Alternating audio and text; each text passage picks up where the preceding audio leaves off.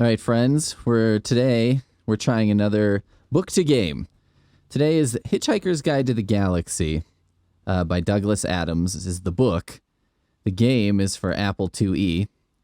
And, we're right off the bat. Our challenge is 80-column display, yes or no. I don't know. So I just said yes. Story is loading. That seems like a good sign. Okay, so this is a text-based adventure. Kids, this was a video game back in the day. So you just get some text and you kind of have to work through it. So we're going to do a little bit of a let's play here. The idea being that I have some questions. One of them is, does reading the book help you play the game?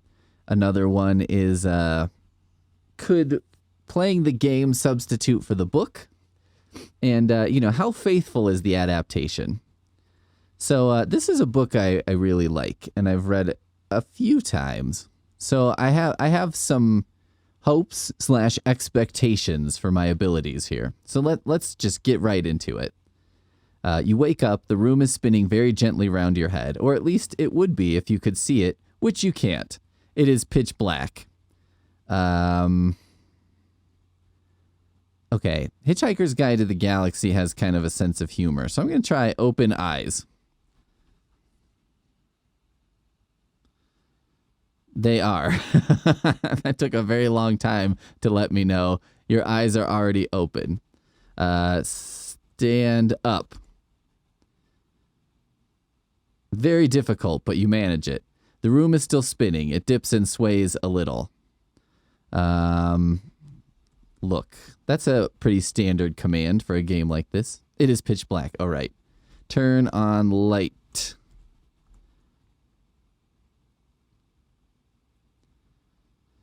Good start to the day. All right, I'm going to give myself some credit there. Pity it's going to be the worst one of your life. The light is now on. Bedroom. The bedroom is a mess. It is a small bedroom with a faded carpet and old wallpaper. There is a wash basin, a chair with a tatty dressing gown slung over it, and a window with the curtains drawn. Near the exit leading south is a phone. There is a flathead screwdriver here. There is a toothbrush here. I'm going to just take screwdriver if I can. That seems like a pretty common command. It dances by you like a thing possessed. Okay. Take toothbrush. You lunge for it, but the room spins nauseatingly away. The floor gives you a light tap on the forehead. All right, then. Take dressing gown. Luckily, this is large enough for you to get hold of. You notice something in the pocket. Check pocket. I don't know the word check. Look in pocket. It's hard to open or close the pocket unless you are wearing the gown. All right, wear gown. You are now wearing your gown. Look in pocket. Opening your gown reveals a thing your aunt gave you, which you don't know what it is, a buffered analgesic and pocket fluff. I'm going to say take analgesic, which is probably like an aspirin or something. You swallow the tablet.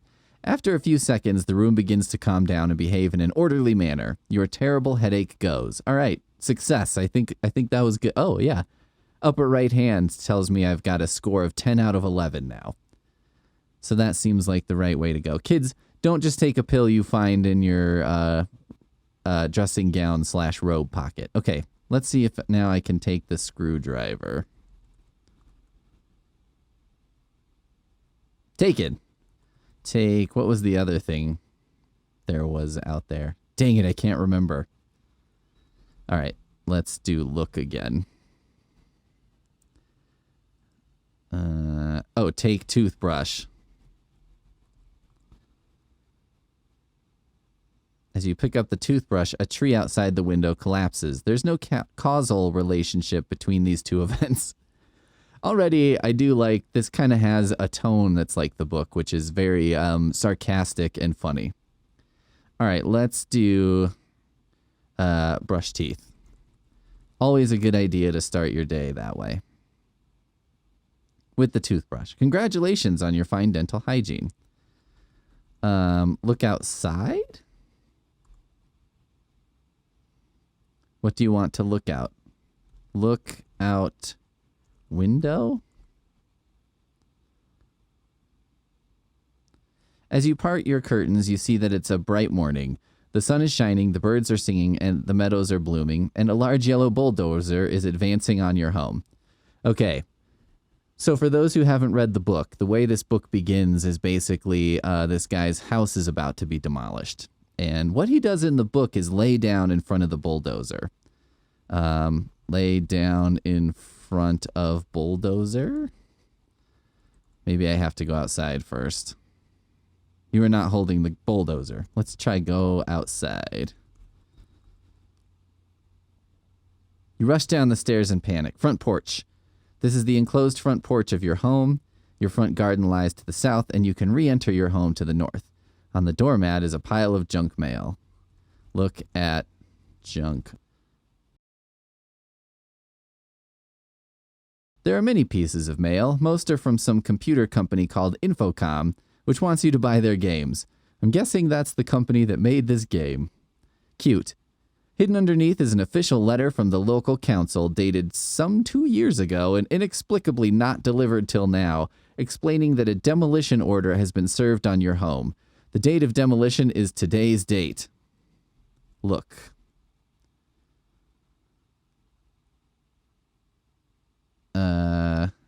Go to garden? Which lies to the south? I don't know. Go south. Front of the house. You can enter your home to the north. A path leads around it to the northeast and northwest, and a country lane is visible to the south. All that lies between your home and the huge yellow bulldozer bearing down on it is a few yards of mud. Mr. Prosser from the local council is standing on the other side of the bulldozer. He seems to be wearing a digital watch. He looks startled to see you emerge and yells at you to get out of the way. The bulldozer rumbles slowly towards your home. Okay, I'm going to try lay down. Lie down? Lay down? What do you want to lay down? Oh, shoot. Lie down. My English teacher would be so angry right now. You lie down in the path of the advancing bulldozer. Prosser yells at you for Christ's sake, move. Stay. Time passes. The bulldozer thunders toward you. The ground is shaking beneath you as you lie in the mud. I'm going to stay. I'm going to call the bluff. Time passes. The noise of the giant bulldozer is now so violently loud that you can't even hear Prosser yelling to warn you that you will be killed if you don't get the hell out of the way. You just see him gesticulating wildly. Stay. With a terrible grinding of gears, the bulldozer comes to an abrupt halt just in front of you. It shakes, shudders, and emits noxious substances all over your rosebed. Prosser is incoherent with rage. Moments later, your friend Ford Prefect arrives. He hardly seems to notice your predicament, but keeps glancing nervously at the sky.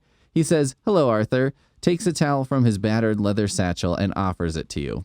I'm going to take the towel.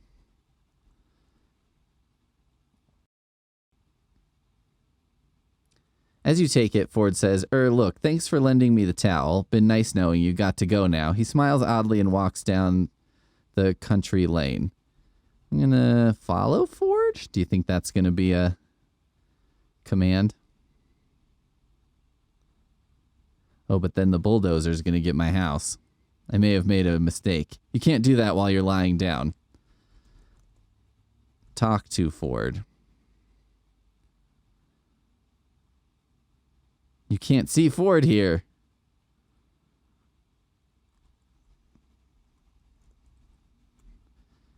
You can't see Ford here.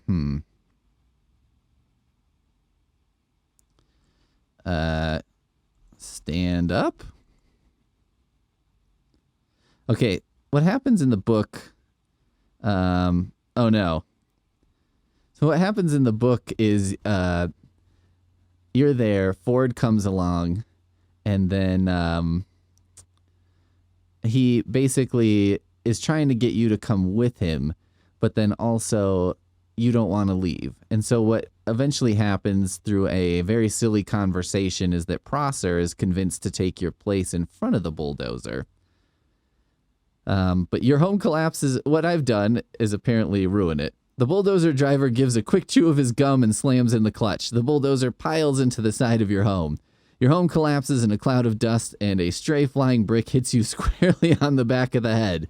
You try to think of some suitable last words, but what with the confusion of the moment and the spinning of your head, you are unable to compose anything pithy and expire in silence.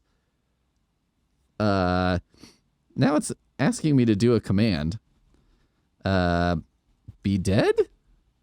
You keep out of this. You're dead. An ambulance arrives. Wait? You keep out of this. You're dead and should be concentrating on developing a good firm rigor mortis. You're put in the ambulance, which drives away.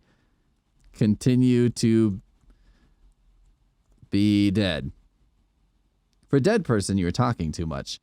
As the ambulance reaches the mortuary, a fleet of Vogon constructor ships unexpectedly arrives and demolishes the Earth to make way for a new hyperspace bypass. We are about to give you your score.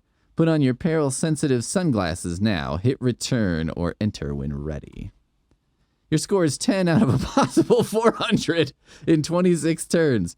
Would you like to start over, restore a saved position, or end this session of the game? I didn't know I could save anything. Restore position. Well, let's try 0. Drive 1 or 2. Slot 1 or 7. Default is 6. Are you sure? Sure. Insert save disk. Oh, no. This is not going to work. Okay, well, see if you can beat my score of, what is it, 10 out of 400, 26 out of 400 or whatever. Okay, I would say on my judgment criteria here, I would say that, 1, this would not be a good substitute for reading the book unless you can get through it, which kind of gets into judgment criteria too. Does reading the book help you? I would say tremendously. I don't know how you would even really do this without reading the book, because it seems like ridiculously obtuse, as the book kind of is. It's sort of like, I think you'd have to read the book and get the vibe, just so you kind of understand what you're supposed to do, and so that you understand the world and what potential options are open to you. Is it a faithful adaptation? I mean, so far, yeah, it does seem like a faithful adaptation. Maybe to the point of detriment to, the game, because it's so true to the book. But, this one definitely gets, a 10 out of 10 in terms of my criteria, which does kind of make me think my criteria aren't great. I mean, I didn't, if we were scoring this on graphics, I don't know that I could give it a super high score. I don't know if 10 out of 10 is applicable. But I guess when you're playing a text-based adventure, it's just about font. And I have to admit, I do have a fondness for this font. A fontness, if you will. Which, having just said that, that's got to be the end of this. So thank you all for joining me on this Let's Play. I encourage you to give it a try of your own. I don't think you could do a lot worse than I did. It seemed like things were going well until I made the classic mistake of getting up from the in front of a bulldozer. I mean, yeah, this also introduces the beginning of the book, which I just briefly want to mention. The book is hilarious. It's one of few books that I think is genuinely very funny. If you have that kind of sense of humor. If you didn't really like the movie or, the BBC TV series or whatever, I would still give the book a shot because I think they're pretty different. Yeah, the way it starts out is this guy's house is about to be demolished, and so he's trying to prevent that from happening. But then they also find out that scheduled for the same time as the demolition of his house is the demolition of the planet Earth. And they're going to demolish this guy Arthur's house in order to build a highway. And this other group in space is demolishing the Earth in order to build a space highway. And both situations, it's obviously a very close parallel, right? And both situations have the demolition crew are like, the plans have been on file for like forever. Why didn't you, make your protests known then? So it's really funny. It's very absurd and silly. And the first book is definitely great. And I think actually there's, I don't know, maybe 4 or 5 books, something like that. And I wholeheartedly endorse at least the first 2, probably the first 3. From there, I wasn't as hot on them. But, I read them all in a row as well in like one collected volume, which is probably not the ideal way. You probably should take a break between them or something. But I wanted to know what happened on the adventures. So, there's my endorsement of the book. Read it. It's great. It's a underrated classic, in my opinion, even though it's, pretty decently rated. All right. Well, we'll see you next time. We'll try and find another game that we can play, a book-based game. Let me know if you come across one in the comments so that we could take a look at it. We'll see you next time.